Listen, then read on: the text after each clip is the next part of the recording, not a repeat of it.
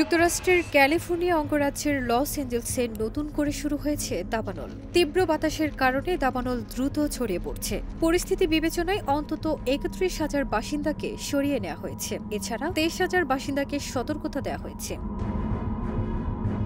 British সংবাদ মাধ্যম BBC জানায়, স্থানীয় সময় গতকাল বুধবার ক্যাস্টাইক লেকের কাছ পর্যন্ত দাবানল ছড়িয়ে পড়ে। এছাড়া সান দিয়েগো ও ওশান সাইডের কাছেও দাবানল শুরু হয়েছে।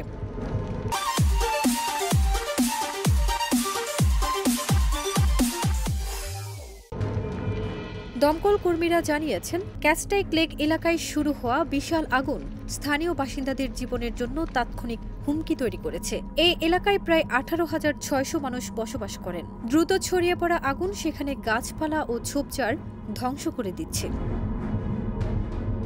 স্থানীয়দের দ্রুত এলাকা ত্যাগ করার আহ্বান জানিয়ে লস এঞ্জেলস কাউন্টি শেরিফ বিভাগের রবার্ট জেনসেন বলেন, এর আগে পলিসেটস ও ইটন দাবানলে অনেক মানুষের মৃত্যু হয়েছে। এ ধরনের বিপর্যয় আমরা এই এলাকায় দেখতে চাই না। যদি আপনাকে সরিয়ে নেয়ার আদেশ দেওয়া হয়ে থাকে, দয়া করে এখনই চলে যান।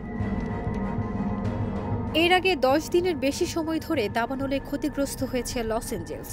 দাবানলে প্রাণ গেছে অন্তত ২৮ জনের। পুড়ে গেছে ১২,০০০-এর বেশি ঘরবাড়ি ও স্থাপনা। ধ্বংসস্তূপে পরিণত হয়েছে লস এঞ্জেলসের বিস্তীর্ণ এলাকা। পরবর্তীতে বাতাসের গতি ধীরে ধীরে কমতে থাকায় দাবানল নিয়ন্ত্রণে আছে। আশ্রয় কেন্দ্র থেকে বাড়িঘরে ফিরতে শুরু করেন বাসিন্দারা। এর মধ্যে নতুন করে ফের শুরু হল দাবানল।